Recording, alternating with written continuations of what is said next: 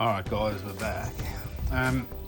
After loading up the service on the car yesterday and just showing the lift, I started getting all these videos in my feed about the old garage hoist by Joel's, the 4.5 ton, with a lot of complaints and things like that. But I didn't get that with this. I mean, I'm calling this version 2. If you're ordering the dark grey with the blue, it's virtually identical. There's a few different things up top on the bar, but just with this, the instruction booklet is pretty good. Like, you know, you got to look at this, have a read of this beforehand. Yeah, you can spend 2 nights staring at this stuff. But the instructions were pretty good. When you get it, you'll see one arm has a bracket for the motor, all right, and then one doesn't. All right, so pretty much once the motor's on there, all the hydraulic lines will run up the opposite side, and there are tabs, screw holes to screw to. Okay, and then it'll eventually just head down the bottom there into the bottom on both sides. Look, very easy. I had no issues. See, up the other end, all the way to the top. Inside these boxes are the locking mechanisms. All right. Another complaint with these wheels, that they didn't show the size of these wheels, because there are 2 different types. There's one size fits in the bottom of the lock, and then the other one, I think the larger one went up top. No, the larger one's at the bottom, the small one at the top. Right, but the sizes are actually written in the instructions now. All right, and these covers come off for when you're running your cables through. All right, one runs up and over the other side, then it comes down this side all the way to the bottom, through the pulley, and then back up and bolts on that side. All right, then you'll do the same with that one, up and over to the front or back, whichever way you're working. They'll give you 12 20mm bolts, pretty hefty suckers. The only thing I found was they didn't give you enough shims. They only gave us 6 shims. So I used 4 on that side, and I haven't put any in this side, but there are gaps under here. The whole plate's touching the ground inside. I think once they weld this, the metal does bend a little on the outers, and then you get these gaps. So I'm not going to put the car on a hoist again until I get some more shims from them. Yeah, as a just in case.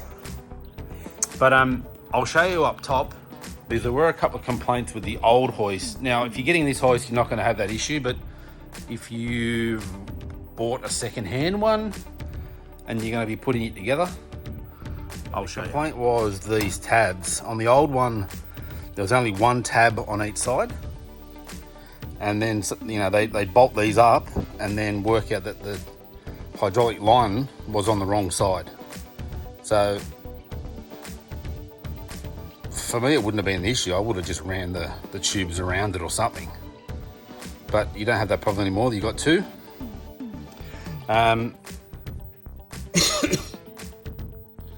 When you're running these cables, you will have to pull this rod out. That just unscrews, the rod pulls out, and there's all spacers in here. Just be careful of the spacers when you start pulling the rod out. But the cable does not go through here. All right. They're your locking tabs. You need to tension that to a certain tension to make sure they both work at the same time, or they both release at the same time. I had an issue with the opposite side, so the levers on that side, and this wasn't disengaging. It was catching on this side when the car was coming down, so that was a bit dangerous. So you just got to make sure they disengage together. But yeah, that's just your cables and your hydraulic line through the middle there. That's it. Again, pretty basic. All these bolts are all marked. They tell you what bolts to use. These two, there's only 2 of these that line up, and they only give you 4. 2 for this side, 2 for that side. But all these other holes, they don't line up with anything. So that's the arms. So the arms, you get 2 that are, I call them a 2-piece, and then you get 2 3-piece. In the instructions, it tells you the 3-piece go to the front usually, and the 2-piece go to the rear. But then I've heard conflicting points where that 2-piece is the stronger one. That should go on the engine side. Now I'm probably going to swap them around. There was a gentleman on YouTube that builds these hoists and said that should go on the front, or so the engine side, and then the 3-piece should go to the rear.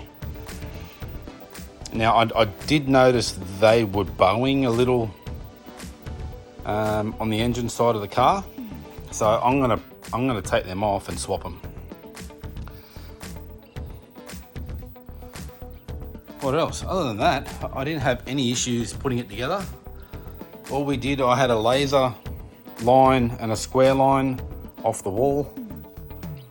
Basically positioned it. I marked on here, see the white mark on each side. Got the laser, where's the one up there? There's a white mark there, and a white mark there. With the laser, positioned it, and just started screwing down. You start on the 2 corners, and then you work your way back around. Same there. Drill 1, check it, do the other side, and then drill around.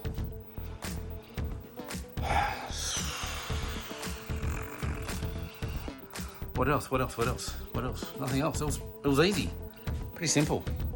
Alright, so I think that's it. That's my little version of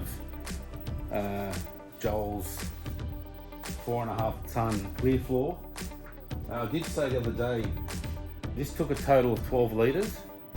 I did put 10 because you get them in, well, you can buy them in litres, 5 litres each.